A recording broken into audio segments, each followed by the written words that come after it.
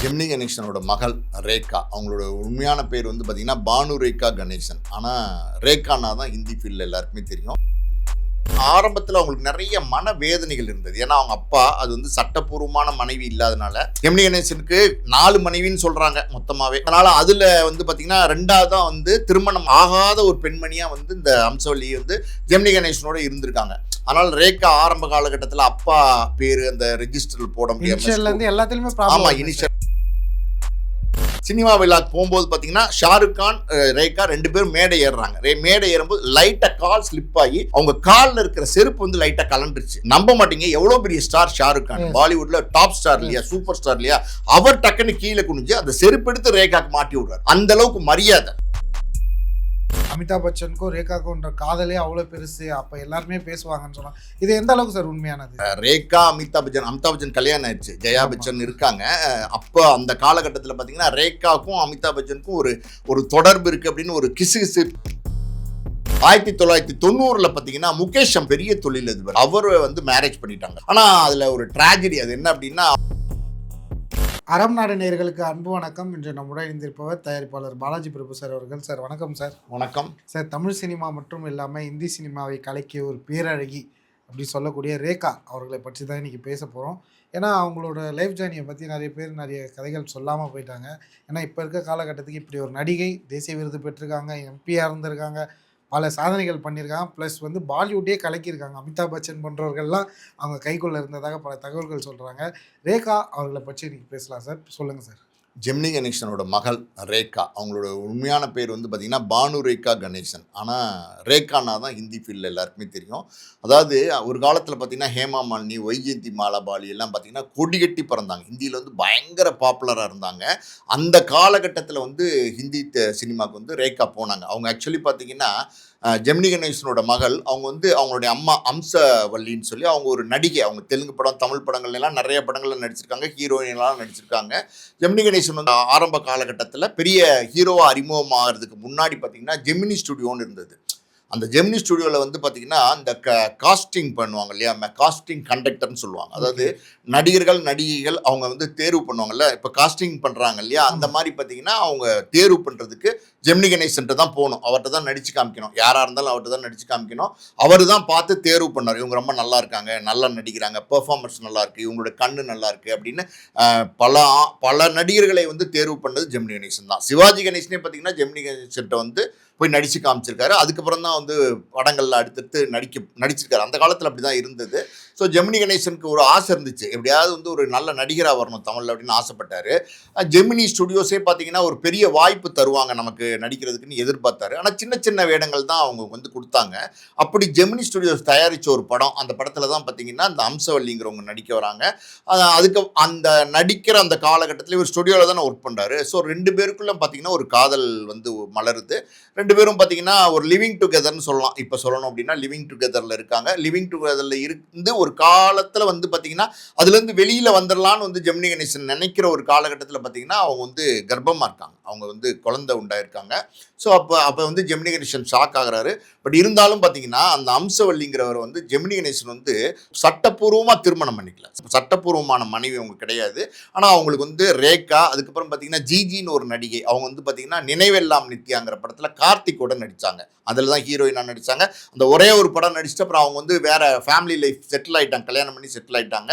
So அதுக்கப்புறம் தம்பிங்க எல்லாம் கூட இருக்காங்க ரேகாக்கு. ஸோ ஒரு 4-5 வாரிசு இருக்காங்க. ரேகாவை பொறுத்த வரைக்கும் பார்த்தீங்கன்னா ஆரம்பத்தில் அவங்களுக்கு நிறைய மனவேதனைகள் இருந்தது. ஏன்னா அவங்க அப்பா அது வந்து சட்டப்பூர்வமான மனைவி இல்லாதனால ஜெமினி கணேசனுக்கு 4 மனைவின்னு சொல்றாங்க மொத்தமாவே. அதனால அதுல வந்து பாத்தீங்கன்னா 2வது தான் வந்து திருமணம் ஆகாத ஒரு பெண்மணியா வந்து இந்த அம்சவல்லி வந்து ஜெமினி கணேசனோட இருந்திருக்காங்க. ஆனால் ரேகா ஆரம்ப காலகட்டத்தில் அப்பா பேரு அந்த ரெஜிஸ்டர்ல போட முடியாம ஆமா இனிஷியல்ல இருந்து எல்லாத்துலயுமே பிரச்சனை இருந்திருக்கு. ஸ்கூல் ரெஜிஸ்டர்ல போடுறதுல இருந்து எல்லா பிரச்சனைகளும் இருந்திருக்கு. அதெல்லாம் வந்து அவங்களுக்கு ஒரு பெரிய மன வருத்தத்தை கொடுத்துருக்கு. அவங்க வந்து பெரிய நடிகர். ஜெமினி கணேசனை பொறுத்த வரைக்கும் காதல் மன்னன் சொல்லுவாங்க. அந்த அளவுக்கு பாத்தீங்கன்னா அவரை மாதிரி வந்து அந்த காதல் படங்கள் நடிக்க முடியாது, பிரமாதமா நடிப்பாரு. அவ்வளவு பேரும் புகழும் இருக்கிற ஒரு நடிகர் ஜெமினி கணேசன். ஆனா அவர் ஒரு ஊடகவியாளர் ஒரு தடவை கேட்கிறாரு, உங்க அப்பா ஜெமினி கணேசனை பத்தி என்ன நினைக்கிறீங்கன்னும் போது அவரை வந்து நான் அவரை பத்தி பேசுறதே நான் விரும்பல அப்படின்னா. ஏன்னா அந்த அளவுக்கு அவங்களுக்கு வந்து அப்பா மேல ஒரு கோபம், ஒரு வருத்தம், இருக்கும்ல. ஆனா கண்டிப்பா. அம்மாக்கு சரியான அங்கீகாரம் குடுக்காதனால எல்லாருக்குமே அந்த பிரச்சனை இருந்துச்சு. அது இல்லாம அம்சவேணிங்கிறவங்க இருக்காங்க இல்லையா? அவங்க ஒரு ஸ்டேஜ்க்கு மேல மார்க்கெட் டவுன் ஆயி ரொம்ப கடனாளி ஆயிட்டாங்க. ஸோ அப்ப வந்து அந்த ரேகா தான் வந்து பார்த்தீங்கன்னா, குடும்பத்தில வந்து சம்பாரிக்கிற ஒரு சூழல். 12 வயசுலயே பார்த்தீங்கன்னா, அவங்க வந்து நடிக்க வந்துட்டாங்க. ஒரு தெலுங்கு படத்தில வந்து சைல்டு ஆர்டிஸ்ட்டா நடிக்க ஆரம்பிச்சாங்க. அப்புறம் தமிழ் பட வாய்ப்புகள் கிடைக்குமா நெறைய ட்ரை பண்ணி பார்த்தாங்க. தெலுங்கு படத்தில ட்ரை பண்ணி பார்த்தாங்க. எங்கேயுமே பெருசா கிளிக் ஆகல. பாலிவுட் போனாங்க. பாம்பே போனாங்க. பாம்பே போன இடத்துல வாய்ப்புகள் தேட ஆரம்பிச்சாங்க. அன்னைக்கு சின்ன சின்ன வாய்ப்புகள் ரேகாக்கு வந்துச்சு. அப்புறம் ரேகா ஒரு காலகட்டத்துக்கு அப்புறம் பெரிய நடிகை ஆயிட்டாங்க. ஆனா, அந்த முதல்ல வாய்ப்பு தேடின காலத்துல ரேகாக்கு நெறைய அவமானங்கள் இருந்துச்சு. ஓகே. கலர் நீங்க சவுத் இண்டியன் கலர். நீங்க பாலிவுட்னா எல்லாருமே நல்ல ஃபேரா, குட் லுக்கிங்கா இருப்பாங்க. ஹேமா மாலினி அவங்கலாம் பார்த்தீங்கன்னா, பயங்கர கலரா இருப்பாங்க. ஒரு மாரி ப்ரவுன் டோன்ல இருப்பாங்க ரேகா. ரொம்ப அழகா இருப்பாங்க. அதாவது வந்து ரேகாலாம் சேலை கட்டி நீங்க பார்த்தீங்கன்னா, அவ்வளோ அழகா இருப்பாங்க. சூப்பரா இருப்பாங்க. இன்னைக்கு இப்ப எனக்கு தெரிஞ்சு ஒரு 70, 71 வயசு இருக்கும்னு நெனைக்கிறேன் அவங்களுக்கு. அவங்களுக்கு ஆரம்பத்தில வந்து அந்த நிறத்தினால விமர்சனங்கள் வந்தது. அது இல்லாம ஹிந்தி தெரியாது அவங்களுக்கு. தமிழ், தெலுங்கு தெரியும். அவங்க அம்மா மதர் டங் வந்து தெலுங்கு. அப்பா மதர் டங் வந்து தமிழ். ஸோ தமிழ், தெலுங்கு தெரியும். பேசுறதெல்லாம் தமிழ் தான். அங்க போய் ஹிந்தி கத்துக்கிட்டு, அத நடிச்சு ஒரு ஸ்டாரா வர வரைக்கும் நெறைய வந்து அவங்களுக்கு வந்து சேலஞ்சஸ் இருந்துச்சு. ஓகே. அவங்க வந்து எப்படின்னா, ஒரு ஒரு ஒரு தமிழ்நாட்டிலேருந்து போன ஒரு பெண்மணி. அவங்க வந்து பாலிவுட்ல அவ்வளோ பெரிய ஸ்டாரா வலம் வந்தாங்க. பல பிரபல நடிகர்களோடு ஜோடி போட்டு நடிச்சிருக்காங்க. அமிதாப் பச்சன்லேருந்து, அன்னைக்கு இருந்த ராஜேஷ் கண்ணாலேருந்து, ஜிதேந்திராலேருந்து, ஜெயபிரதாலேருந்து எல்லாரோடையும் வந்து ஜோடி போட்டு நடிச்சிருக்காங்க. ரொம்ப பாப்புலரான ஹீரோயின். அது சில்சிலான்னு ஒரு படம். அவங்க வந்து பார்த்தீங்கன்னா, அமிதாப் பச்சனோட பேர் பண்ணி நடிச்சாங்க. ஜோடியா நடிச்சாங்க. Super duper hit. பாலிவுட்ல ஹிந்தில. பார்த்தீங்கன்னா ஆமா ஹிந்தியில. Super duper hit. அது வந்து ஒரு காதல் படம். அற்புதமான ஒரு காதல் கதை. நம்ம தமிழ்ல காதல் படம் அப்படின்னா, சிம்பு, திரிஷா நடிச்ச அந்த விண்ணை தாண்டி வருவாயே யாராலையும் மறக்க முடியாதுல்ல. ஆமா. அந்த மாரி ஒரு காதல் படமா வந்து இவங்களுக்கு அமைஞ்சிச்சு. அது மிகப்பெரிய பேர குடுத்துச்சு ரேகாக்கு. ஓகே. ஸோ அதுலேருந்து பார்த்தீங்கன்னா, ரேகாக்கு ஒரு பெரிய மார்க்கெட் வந்துச்சு. ஹிந்தி சினிமாவே வந்து பார்த்தீங்கன்னா, ரேகா கலக்குனாங்க. அதாவது பார்த்தீங்கன்னா, ரேகாவோட கால் ஷீட்காண்டி வந்து புரொடியூசர்ஸ் வந்து கியூல நின்னாங்க. பயங்கரமான பிஸியான ஒரு நடிகையா இருந்தாங்க. பல பேர் ஸ்ரீதேவிலாம் வந்து அங்க பிஸியா இருந்தாங்க. அவங்கலாம் லேட்டா போனவங்க. அதெல்லாம் ரேகாலாம் பார்த்தீங்கன்னா, அதுக்கு முன்னாடி ஸ்ரீதேவிக்கெல்லாம் முன்னாடி போனவங்க. அது ஒரு பெரிய ஹிந்தி சினிமா ரேகா அப்படின்னா அவங்க பயங்கரமா கலக்குனாங்க. அவங்களோட தங்கச்சி கூட பார்த்தீங்கன்னா, அந்த நினைவெல்லாம் நித்யா நான் ஆமா சொன்னேன்ல, அந்த சொன்னீங்க. படத்துல அந்த சாங்ஸ் எல்லாம் சூப்பர் டூப்பர் ஹிட். பாட்டெல்லாம் ரொம்ப அற்புதமா இருக்கும். Sridhar sir direction. ரொம்ப ரொம்ப நல்லா இருக்கும் அந்த பாட்டெல்லாம். ஸோ அந்த மாரி வந்து ஒரு ஒரு சினிமா பின்புலத்திலேருந்து வந்தவங்க. ஆனாலும் அவங்களுக்கு நெறைய சேலஞ்சஸ்லாம் இருந்தது. பல தடைகளையும் தாண்டி ஒரு பாலிவுட்ல வந்து ஒரு பெரிய அசைக்க முடியாத ஸ்டாரா மாறிட்டாங்க. இன்னும் ஒரு ஒரு சம்பவம் சொல்றேன் கேளுங்க. சமீபத்தில இப்போ உங்களுக்கு 70 வயசு சொன்னேன்ல, சமீபத்தில ஒரு ஒரு ஃபங்ஷன் போறாங்க. பாலிவுட்ல ஒரு சினிமா விழாக்கு போறாங்க. சினிமா விழாக்கு போம்போது பார்த்தீங்கன்னா, ஷாருக் கான், ரேகா 2 பேரும் மேடை ஏறுறாங்க. மேடை ஏறும்போது லைட்டா கால் ஸ்லிப் ஆகி, அவங்க கால்ல இருக்கிற செருப்பு வந்து லைட்டா கழண்டுருச்சு. நம்ப மாட்டீங்க எவ்வளோ பெரிய ஸ்டார் ஷாருக் கான். எஸ். பாலிவுட்ல டாப் ஸ்டார் இல்லையா? எஸ். சூப்பர் ஸ்டார் இல்லையா? அவர் டக்குன்னு கீழ குனிஞ்சு அந்த செருப்பு எடுத்து ரேகாக்கு மாட்டி விடுறாரு. மாட்டி விடுறாரு ரேகாக்கு. அது என்ன அப்படின்னா, அந்த அளவுக்கு மரியாதை. அப்ப அந்த அளவுக்கு அவங்க ஹிந்தி சினிமால பார்த்து வளர்ந்துருக்காங்க. இவங்கள பயங்கர ஷாருக் கான் பார்த்து வளர்ந்துருக்காரு. ஷாருக் கான்லாம் பார்த்து வளர்ந்த ஒரு ஸ்டார் தான். ஷாருக் கான்லாம் வந்து பார்த்தீங்கன்னா, ரொம்ப சின்ன வயசு பார்த்து வளர்ந்த ஒரு ஸ்டார் தான். இன்னும் சொல்லப்போனா சல்மான் கான் ஒரு சுவாரஸ்யமான சம்பவம் இருக்கு.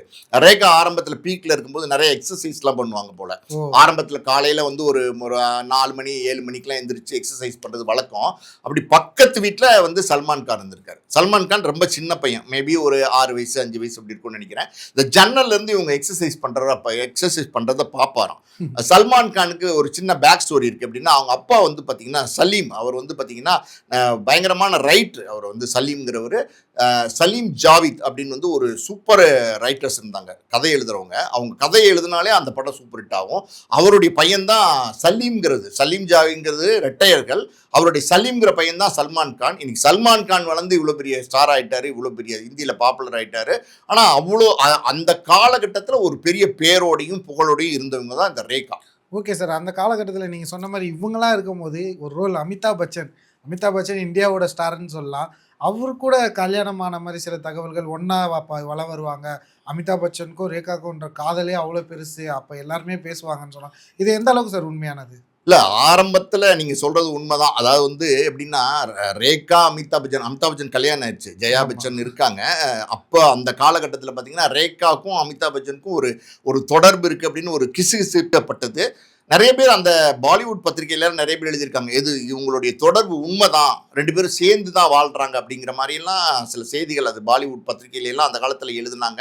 2 பேரும் ஒண்ணா சேர்த்து பேசப்பட்டாங்க. ஒரு சில விழாக்களுக்கு ஒண்ணா போறது அந்த மாதிரிலாம் இருந்தாங்க. நீங்க வந்து இந்த சிந்தூர்னு சொல்லுவாங்க. நீங்க ஆமா. வந்து பாலிவுட்ல பார்த்தீங்கன்னா அந்த குங்குமத்துக்கு வந்து சிந்தூர்னு சொல்லுவாங்க. பெண்கள் வந்து திருமணமான பெண்கள் இந்த இந்த இது இருக்கு பார்த்தீங்களா, அந்த உச்சியில வைப்பாங்க ஆமா குங்குமம். சார். அந்த மாதிரி குங்குமம் வச்சுட்டு ரேகா வந்து விழாக்களுக்கு போறது இதெல்லாம் இருந்திருக்கு. அந்த ஆனா அமிதாப் மேரேஜ் பச்சன் அப்ப ஆகல. மேரேஜ் எல்லாம் ஆகல. அப்பயும் ஆகல, அதுக்கப்புறமும் ஆகல. ஆனா குங்குமலாம் ஆமா வச்சுட்டாரு. வச்சுட்டு தான் போவாங்க. அந்த காலத்துல பேசப்பட்டாங்க. அமிதாப் ஓகே. பச்சனுக்கும் 2 பேருக்கும் காதல் இருக்கு. 2 பேரும் ஒண்ணா தான் இருக்காங்கன்ற மாரிலாம் பேசப்பட்டாங்க. விழாக்களுக்கு போம்போது அப்பயும் ஒரு பத்திரிக்கையாளர் கேட்டுருக்காரு, "என்ன மேடம் நீங்க வந்து திருமணமான பெண்கள் வச்சுட்டு வர மாரி குங்குமம் வச்சுட்டு வந்திருக்கீங்களே, இந்த உச்சியில வச்சுட்டு வந்திருக்கீங்களே" அப்படின்னும்போது, எங்க ஊர் பழக்கம். அத வச்சா அழகா இருக்கும்னு நான் வைக்கிறேன்" அப்படின்னு சொல்லியிருக்காங்க. அது ஒரு மலுப்பனான பதில் அப்படின்னு தான் சொல்றாங்க. பட் இருந்தாலும் அது ஒரு காலகட்டத்தில பேசப்பட்டாங்க. அப்புறம் பொதுவா பார்த்தீங்கன்னா, பெரிய ஸ்டார்ஸா இருக்கிறவங்க பல பேரோட சேர்ந்து நடிக்கும்போது, நெறைய பேரோட சேர்த்து பேசுவாங்க. அதெல்லாம் வழக்கமா உள்ளது தான். ஒரு ஒரு ஒரு ஹீரோ, ஹீரோயின் 2 படம், 3 படம் அப்படின்னு தொடர்ந்து நடிக்கும்போது என்ன ஆகும் அப்படின்னா, அவங்களோட கிசுகிசு எல்லாம் இருக்கத்தான் செய்யும். அந்த மாரி நெறைய கிசுகிசுலாம் இருந்தது. பட் ஆனா வந்து அதெல்லாம் எதுவுமே வந்து திருமணத்தில முடியல. அது அது பேச்சோட அப்படியே போயிருச்சு. 1990ல பார்த்தீங்கன்னா, முகேஷ் அப்படின்னு பெரிய தொழிலதிபர். அதாவது பாம்பேல வந்து பெரிய தொழிலதிபர். அவரு வந்து மேரேஜ் பண்ணிட்டாங்க. ரேகா வந்து மேரேஜ் பண்ணிட்டாங்க. ஆனா, அதுல ஒரு ட்ராஜடி. அது என்ன அப்படின்னா, அவரு ஒரு 7, 8 மாசத்திலே என்ன பிரச்சனைன்னு தெரியல. புருஷன் பொண்டாட்டிக்குள்ள பிரச்சனைன்னு அந்த நேரத்தில பேசுனாங்க. ஆனா என்ன ஆயி போச்சுன்னா பார்த்தீங்கன்னா, அந்த துப்பட்டா இருக்குல்ல, ரேகாவோட துப்பட்டா, அதுல வந்து ஃபேன்ல வந்து ஹேங் பண்ணிட்டாரு. அதாவது தூக்கு போட்டு தற்கொலை பண்ணி இறந்துட்டாரு. அந்த நேரத்தில ரேகா மேல நெறைய விமர்சனங்கள் வந்தது. அதாவது வந்து இவங்க வந்து பார்த்தீங்கன்னா, வேம்ப்ன்னு சொன்னாங்க. வேம்ப்னா வில்லி. அதாவது வந்து பார்த்தீங்கன்னா, சூனியக்காரி, அதான் வில்லி, விச்சு. ராட்சசி, ஒரு மாரி திமில் புடிச்சவ, அகங்காரம் புடிச்சவ, அந்த மாரி நெறைய விமர்சனங்கள்லாம் வந்துச்சு.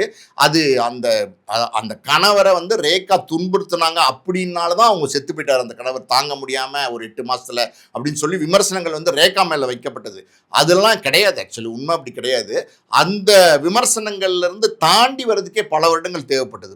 இப்ப ரேகா வந்து அதுக்கப்புறம் அந்த கணவர் இறந்ததுக்கு அப்புறம் போற இடத்துல எல்லாம் பார்த்தீங்கன்னா, ரேம்ப் வரா, வில்லி வரா, திமிர் பிடிச்ச வரா, அகங்காரி வரா, சூனியக்காரி வரா, இப்படிலாம் மறைமுகமா வந்து ரேகா வந்து விமர்சனம் பண்ணியிருக்காங்க. அதெல்லாம் அவங்க தாண்டி கடந்து அவங்க வாழ்க்கையில நிறைய போராட்டங்கள் இருந்திருக்கு. ஒவ்வொரு காலகட்டத்திலயும் பல விதமான போராட்டங்களை கடந்திருக்காங்க. அவங்க வந்து ஒரு நடிகை அங்க இங்கிருந்து ஒண்ணும் அவங்க அம்மா வந்து அவங்க ஜெமினி கணேசன் திருமணம் பண்ணாரே தவிர, பெரிய ஆதரவு கிடையாது. அம்மாக்கோ, ரேகாக்கோ யாருக்குமே.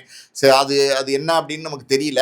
அதனால அவங்க தனியா தான் போனாங்க. அவங்க வந்து தனியா போய் காமிச்சாங்க. அவங்க அம்மாவோட பெரிய நடிகையா வந்தாங்க. அதுக்கப்புறம் Padmashri award, state award, national award. ஒரு படத்துக்கு நேஷனல் அவார்டு கிடைச்சிச்சு. அதாவது எந்த படம்னா, உம்ரா ஜான் அப்படின்னு ஒரு படம். நீங்க வந்து பார்த்தீங்கன்னா, லக்னோவை சேர்ந்த ஒரு நாட்டிய கலைஞர், ஒரு ஓ! பெண்மணி. அவங்களுடைய கதைய வந்து உண்மை கதையை வந்து படமாக்குனாங்க. நம்ம அமரன் படமாக்குனாங்கல்ல, ஓகே, முகுந்த் ஓகே. வரதராஜன் வச்சு ஓகே, எடுத்தாங்கல்ல, ஓகே. நம்ம சிவகார்த்திகேயன் நடிச்சார்ல, அந்த மாரி பார்த்தீங்கன்னா, அந்த நாட்டிய பெண்மணியோட கதைய வந்து படமாக்குனாங்க. அந்த படத்துல வந்து அப்படியே தத்ரூவமா அந்த நாட்டிய கலைஞர் அவங்க எப்படி இருப்பாங்களோ, அவங்க எப்படி நடை, உடை, அவங்களுடைய ஸ்டைலு, மேனரிசம் எல்லாத்தையும் அப்படி தத்ரூவமா வந்து ரேகா வந்து பண்ணியிருந்தாங்க அந்த படத்துல. டான்ஸ் ரொம்ப பிரமாதமா பண்ணுவாங்க. அவங்கலாம் பார்த்தீங்கன்னா, டான்ஸ் ஆடுனாங்கன்னா பயங்கரமா, அதாவது அவ்வளவு அவங்களுடைய டான்ஸ் எல்லாம் ஆரம்ப காலத்துல பெருசா பேசப்பட்டது. பரதநாட்டியம்லாம் வந்து முறைப்படி கத்துக்கிட்டவங்க. அதனால அந்த கேரக்டர்ல அவங்க பண்ண அந்த அந்த படம் அவங்களுடைய லைஃப் கேரியர்ல பெஸ்ட் படம். இந்த சில்சிலாங்கிறது அது விண்ணை தாண்டி வருவாயா மாரி அமிதாப் பச்சனோட அது ஒரு பெரிய லவ் ஸ்டோரி. அது பெரிய ஹிட்டு. அதுக்கப்புறம் இது வந்து அவங்க கேரியர்ல ஒரு நல்ல படமா இருந்துச்சு. பெஸ்ட் படமா இருந்துச்சு. அதுக்கு வந்து நேஷனல் அவார்டு கிடைச்சிச்சு அவங்களுக்கு. அது நேஷனல் அவார்டு வாங்குற அளவுக்கு அந்த படம் வந்து நல்லா நடிச்சிருந்தாங்க ரேகா. ரேகாவை பொறுத்த வரைக்கும் பார்த்தீங்கன்னா, எம்பியா ராஜ்யசபா உறுப்பினரா இருந்தாங்க. ஸோ ஒரு ஒரு சாதாரணமா போய் அவங்க ஒரு கோல் வச்சு நாங்க பாம்பே, அதாவது வந்து பாலிவுட்ல வந்து ரேகா அப்படின்னா இன்னைக்கும் பார்த்தீங்கன்னா, அவங்க ரேகாலாம் நீங்க ஆரம்ப காலத்துல, நானே அப்ப சின்ன வயசு தான். ஆரம்ப காலத்துல சில புகைப்படங்கள், சில படங்கள்லாம் நான் பார்த்துருக்கேன். டிவில எல்லாம் போடுவாங்க. அந்த பிளாக் அண்ட் ஒயிட் டிவில அந்த தூர்தர்ஷன் காலகட்டங்கள்ல போடுவாங்க. பார்த்துருக்கேன். ரொம்ப நல்லாயிருப்பாங்க. ரொம்ப ஒரு மாரி அவங்களுடைய அந்த ஸ்ட்ரக்சரு, குட் லுக்கிங்கு, பெர்ஃபார்மன்ஸு, பார்க்க ரொம்ப அழகா இருப்பாங்க. பர்ட்டிகுலரா சாரீல ரொம்ப ரொம்ப அழகா இருப்பாங்க. ஸோ அவங்கள சொல்லுவாங்க. இந்த மாரி வந்து நம்ம ஜெமினி கணேஷனோட மகள் தான். பாம்பேல வந்து பயங்கரமான ஒரு பெரிய ஸ்டார் ஆயிட்டாங்க அப்படின்னு சொல்லுவாங்க. அந்த டிவியெல்லாம் பார்க்கும்போது நெறைய பேர் சொல்லி கேள்விப்பட்டுருக்கேன். ஸோ அது மாரி ரேகா அப்படின்னா இன்னைக்கும் அந்த மரியாதை. நான் சொன்னேன்ல, ஷாருக் கான் வந்து செருப்பெடுத்து மாட்டி விடுறாருன்னா, அப்ப எவ்வளோ மரியாதை வச்சிருப்பாரு. கண்டிப்பா. அந்த மரியாதை இன்னைக்கும் இருக்கு அவங்களுக்கு. Okay sir. ரேகா அவர்கள் இந்தி சினிமால கொடி கட்டி பறந்தாலும், அவங்களோட சொத்து மதிப்புன்றது இந்தியா முழுக்க இருக்கு. பல்லாயிரம் கோடிக்கு அதிபதி அப்படின்னு சொல்றாங்க. இதுல எந்த மாரி தகவல் சார்? ஆக்சுவலி பார்த்தீங்கன்னா, ஒரு 500, 1000 கோடிக்கு சொத்து இருக்கும் அப்படிங்கிறாங்க. 500,000 கோடி. ஆமாம், 500,000 கோடி சொத்து இருக்கும். அதாவது வந்து அவங்க வந்து அதாவது பேங்க் ஸ்டாண்டுன்னு ஒரு இடம் இருக்குது பாம்பேயில். அது ஒரு ரொம்ப பாப்புலரான ரொம்ப காஸ்ட்லியான ஒரு இடம். அந்த பேங்க் ஸ்டாண்டுன்ற இடத்துல பார்த்தீங்கன்னா இவங்களுக்கு பெரிய பங்களா இருக்கு. மிகப்பெரிய ஒரு பங்களா, அதாவது ஒரு ஏக்கர் கணக்கில் இருக்கிற மாதிரி அளவுக்கு ஒரு பெரிய பங்களா. அந்த பங்களாவில் ரேகா வந்து இருக்காங்க. ரேகாவை பொறுத்த வரைக்கும் பார்த்தீங்கன்னா அந்த முகேஷ் அம்பானி அவர் இறந்து போனதுக்கப்புறம் அடுத்து அவங்க திருமணம்லாம் பண்ணிக்கல, அவங்களுக்கு குழந்தை கிடையாது, அவங்க தனியாக தான் வந்து அந்த வீட்டில் இருக்காங்க. அவங்களுக்கு ரேகாவை பொறுத்த வரைக்கும் ஒரு செக்ரட்டரி ஒருத்தவங்க இருக்காங்க, ஃபர்சானான்னு ஒரு செக்ரட்டரி. கிட்டத்தட்ட 30 வருஷத்துக்கு மேலே ரேகாவோட இருக்காங்க. ரேகாவுடைய கால் ஷீட் பார்க்குறது, ரேகாவுடைய டாக்டரு, என்ன உடம்புக்கு முடியல, என்ன மாத்திரை மருந்து கொடுக்கணும், எல்லாமே நம்ம ஜெயலலிதா அம்மையாரும் சசிகலாவும் எவ்வளோ நெருங்கிய தோழிகளாக இருந்தாங்களோ அந்த மாதிரி ஒரு நெருங்கிய தோழியாக, அதே மாதிரி வந்து செக்ரட்டரியாக அவங்களுக்கு ரேகாக்கு எல்லா விதமான உதவிகளையும் வந்து செய்யக்கூடிய ரொம்ப ரேகாக்கு நம்பிக்கை, அது நம்பிக்கைக்குரிய ஒருத்தரை வந்து அந்த ஃபர்சானா இன்னைக்கு இருக்காங்க. அந்த ஃபர்சானா மட்டும்தான் அந்த வீட்டுக்குள்ளே எல்லா இடத்துக்கும் போக முடியும். அந்த பங்களாக்குள்ள ரேகா ஃபர்சானா 2 பேரை தவிர மற்ற வேலையாட்கள் கூட பார்த்தீங்கன்னா ஒரு லிமிட்டு தான். போனால் கிச்சனுக்கு போகலாம், சமைக்கலாம், இல்லைன்னா தோட்டத்துக்கு போகலாம், தண்ணி பாய்ச்சலாம், அந்த மாதிரி தான் இருக்க முடியுமே தவிர எல்லா இடங்களுக்கும் போகிற உரிமை யாருக்குமே கிடையாது. அவங்க பங்களாவே யாருமே சுற்றி பார்த்துருக்க மாட்டாங்க. அந்த அளவுக்கு வந்து ஒரு பெரிய பங்களா, பயங்கர வசதியாக இருக்காங்க. அவங்க நிறைய காஸ்ட்லி கார்ஸ் வச்சுருக்காங்க. அவங்களோட லைஃப் ஸ்டைல் இன்றைக்கும் பார்த்தீங்கன்னா அவங்க கிட்ட இருக்கிற ஜுவல்ஸ்லேருந்து ஆர்னமெண்ட்ஸ்லேருந்து அவங்க நீங்கள் சொன்ன மாதிரி பார்த்தீங்கன்னா சொத்துக்கள் வந்து இந்திய அளவில் இருக்குது. பல மலை பிரதேசங்களில் வந்து அவங்களுக்கு வந்து கெஸ்ட் ஹவுஸ் இருக்குதுன்னு சொல்கிறாங்க. ஸோ இதெல்லாம் ரேகா வந்து சம்பாரிச்சாங்க, நல்ல பீக்கில் சம்பாரிச்சாங்க. நல்லா அவங்க அதான் சொல்கிறேன்ல, வைஜெயந்தி மாலா பாலி, அதுக்கப்புறம் பார்த்தீங்கன்னா ஹேமா மாலினி, அப்புறம் ஸ்ரீதேவி, இவங்கள மாதிரி ரேகாவும் பார்த்தீங்கன்னா அந்த வரிசையில் ஒரு டாப் லிஸ்ட்டில் இருந்ததுனால இந்த சம்பாத்தியம் பாலிவுட் படம்னா அது ஒரு சம்பளம்லாம் ரொம்ப வேறு மாதிரி இருக்கும். அது நம்ம தமிழ் படத்தில் கிடைக்கிற மாதிரிலாம் கிடையாது. அதில் அவங்க சம்பாரித்து வாங்கின சொத்தெல்லாம் பல கோடி இருக்குது. ஆனால் எப்படின்னா வாரிசு இல்லை. அவங்க என்ன சொல்கிறாங்க, நிறையா பாம்பே ஊடகங்களில் எழுதியிருக்கிறாங்க சில செய்திகள். அது என்ன சொல்கிறாங்க அப்படின்னா அவங்க ஒரு ட்ரஸ்ட் வச்சு நடத்துகிறாங்க. அதாவது நிறைய அனாதை குழந்தைங்களுக்கு உதவி செய்கிறது, படிப்புக்கு உதவி செய்கிறது, மருத்துவத்துக்கு உதவி செய்கிறது, இந்த மாதிரி ஒரு ட்ரஸ்ட் ஒன்று வச்சு நடத்துகிறாங்க. இந்த சொத்துக்கள்லாம் அந்த ட்ரஸ்ட்டுக்கு கொடுத்துருவாங்க அப்படின்னு சொல்கிறாங்க. இன்னொரு பக்கம் பார்த்தீங்கன்னா இதில் பாதியாவது அந்த ஃபர்சானாங்கிறவங்களுக்கு கொடுத்துருவாங்க. ஏன்னா வந்து கிட்டத்தட்ட ஒரு மக மாதிரி வந்து ரேகா வந்து பார்த்துக்கிறாங்க. ஸோ ரொம்ப அன்புக்குரியவங்களா, ரொம்ப வந்து நமக்கு நம்பிக்கைக்குரியவங்களா, யாருமே இல்லை புருஷன் இல்லை, பிள்ளை இல்லை, யாரும் இல்லை, யாரையும் நம்ப முடியாதுங்கிற மாதிரி ஒரு காலகட்டத்தில் துணையாக இருக்காங்க. அப்படின்னும் போது அவங்களுக்கு இந்த சொத்தில் ஏதாவது ஒரு பகுதி நிச்சயமாக கொடுப்பாங்க ரேகா அப்படின்னு சொல்கிறாங்க. ஸோ ரேகாவுடைய சொத்துக்கள் அது பெரிய பறந்து விரிஞ்ச அளவுக்கு பார்த்தீங்கன்னா இந்திய அளவில் சொத்துக்கள் இருக்குது. வெளிநாட்டில் சொத்து இருக்குங்கிறாங்க, துபாயில் வந்து பெரிய வீடு இருக்குங்கிறாங்க. ஸோ ரேகா அப்படின்னா அது பாலிவுட்டில் ஒரு நல்ல ஸ்டார், ஒரு பெரிய பேர் உள்ள ஸ்டார். ஜெமினி கணேசன் மகளா பிறந்து பாலிவுட்டில் போய் பெரிய சாதனையாளராக மாறினாங்க. ஓகே சார், இப்போ நம்ம தமிழில் பிறந்து இந்தியவே கலக்குனவங்க இப்போ என்ன சார் பண்ணிட்டு இருக்காங்க? அவ்வளோ பெரிய பங்களாவில் இருக்காங்க, அவங்களுக்கு அரிய வகை நோயால் பாதிக்கப்பட்டதெல்லாம் பல தகவல்கள் சொல்கிறாங்களே, எவ்வளோ அளவுக்கு உண்மையான தகவல் சார்? அவங்க தனியாக தான் இருக்காங்க. அவங்க வந்து பார்த்திங்கன்னா யாரையும் பெருசாக நம்புறதுக்கு பயப்படுறாங்க. ஏன்னா வந்து பார்த்திங்கன்னா ஏகப்பட்ட சொத்து இருக்குது, என்ன வேணால் நடக்கலாம் இல்லையா? அதனால் அவங்களுக்கு நம்பிக்கைக்குரியவங்களாக இருக்கிறது அந்த ஃபர்சானா தான். அவங்க 2 பேர் தான் அந்த பங்களாவில் இருக்காங்க. வேலையாட்கள் போகிறது வர்றது, சமைக்கிறது, வீடை கூட்டுறது, பெருக்கிறது, இதெல்லாம் இருக்கும். வெளி உலகத்தில் நிறைய ஃபங்க்ஷன்ஸ் போகிறாங்க. பாலிவுட்டில் நடக்கிற நிறைய ஃபங்க்ஷன்ஸ் இப்போயே போயிட்டு இருக்காங்க. திருமண வெளிப்பையும் போகிறாங்க, நல்லா ஹெல்த்தியாக இருக்காங்க. திருமண விழாக்கு, அதுக்கப்புறம் பார்த்திங்கன்னா சினிமா விழாக்களுக்கு, கெட் டுகெதர், இந்த எப்படி சொல்றது, ஓல்டு ஸ்டார்ஸ்லாம் ஒன்றா சேர்றாங்க, 80 ஸ்டார்ஸ்லாம் ஒன்றா சேர்றாங்க, ரீயூனியன்லாம் இருக்குல்ல, அந்த மாதிரிலாம் போயிட்டு அவங்க ஒரு பீஸ்ஃபுல்லான லைஃபு, ரொம்ப ரிலாக்ஸ்டான லைஃப் லீட் பண்ணுறாங்க. அவங்களுக்கு சில பிரச்சனைகள் இருக்குது, சில நோய் இருக்குன்னுலாம் சொல்லி ஒரு காலத்தில் சொன்னாங்க. அதெல்லாம் எந்த அளவுக்கு உண்மைன்னு தெரியல. கேன்சர் இருந்துச்சு ரேகாக்கு அப்படின்லாம் சொன்னாங்க.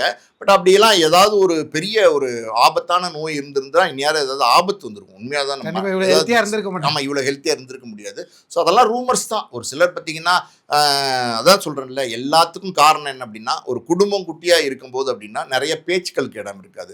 தனியாக இருக்கும்போது ஆள் ஆதரவு இல்லாமல் இருக்காங்க, யாருமே இல்லை, சொந்தக்காரவங்க இல்லை, புருஷன் இல்லை, பிள்ளை இல்லை அப்படின்னும் போது இந்த மாதிரியான செய்திகள்லாம் ஏதாவது 1-2 வரத்தான் செய்யும். அதெல்லாம் உண்மை இருக்கிற மாதிரி தெரில.